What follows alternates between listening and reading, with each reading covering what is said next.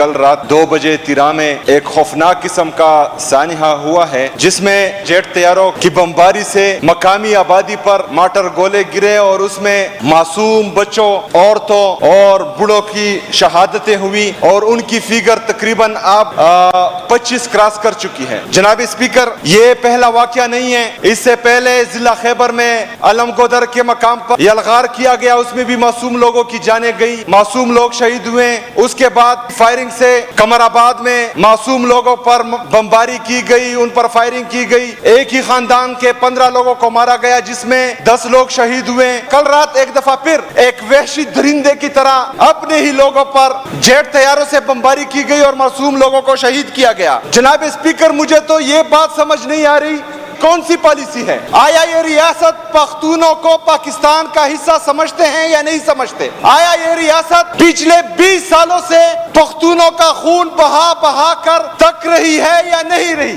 یا اس کے پیچھے ان کا ایجنڈا کوئی اور ہے؟ جس طرح بلوچستان میں آزادی کی تحریکیں شروع ہوئی، جس طرح سندھ میں سندھی دوش کا نعرہ لگا، جس طرح پنجاب میں جاگ پنجابی جاگ کا نعرہ لگا، اس طرح پختونوں کو بھی ایک طرف لے کے جایا جا رہا ہے یا نہیں؟ یہ ہماری محب الوطنی کو ٹیسٹ کیا جا رہا ہے یا نہیں؟ مسلسل ہم پر 20 سالوں سے یہ ظلم ہو رہا ہے، 80,000 جانوں سے زیادہ نذرانہ ہم اس پاکستان کے لیے، پاکستان کے امن کے لیے پیش کر چکے ہیں، اس کے بعد بھی جو ہے ہم یہ قربانیاں دے رہے ہیں۔ کچھ دن پہلے خواجہ آصف کا بیان آتا ہے کہ افغانستان ہمارا دشمن ملک ہے، اس کے بعد امریکہ کے پریزیڈنٹ کا بیان آتا ہے کہ افغانستان میں ہمیں ایک دفعہ پھر ایئر بیس چاہیے۔ اگر 9/11 کے بعد ایک پالیسی بنی جس میں پختونوں کا سودا کیا گیا، ان کے سر کا سودا کیا گیا، اور آج ایک دفعہ پھر امریکہ افغانستان میں کچھ چاہ رہا ہے اور ہمیں ایک دفعہ پھر ایندھن بنایا جا رہا ہے، تو ہم واضح الفاظ میں یہ پیغام دیتے ہیں کہ ہمارے پختونوں کا خون مزید ہرگز سستا نہیں ہوگا،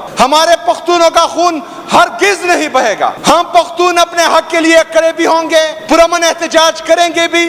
اگر یہ چاہتے ہیں کہ ہم آزاد پختونستان کا نعرہ لگائیں، پاکستان سے آزادی کا نعرہ لگائیں یا کوئی اور نعرہ لگائیں، تو یہ ان کا وہم ہے، یہ ان کا خواب ادھورا رہے گا۔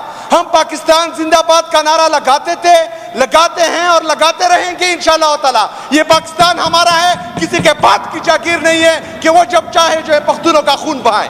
جناب اسپیکر، ایک پالیسی بنانی چاہیے، ایک قانون بنانا چاہیے کہ جو بندہ بھی کسی معصوم کی جان لے اس کے خلاف FIR آٹومیٹکلی درج ہونی چاہیے، کوئی بھی قانون سے بالاتر نہیں ہونا چاہیے۔ ادھر ایک عام بندہ جھگڑا بھی کرتا ہے تو اس پہ FIR ہو جاتی ہے، اس کو جیل بھیج دیا جاتا ہے۔ ادھر ریاست پر قابض ظالم لوگ 25 لوگوں کا خون چوس رہے ہیں اور ان کے خلاف کوئی کارروائی نہیں ہو رہی، یہ کیسا انصاف ہے؟ ہمیں کہتے ہیں کہ ان کے خلاف FIR آپ درج کریں، کس کی مدیت میں ہوگا؟ کون مدعی بنے گا؟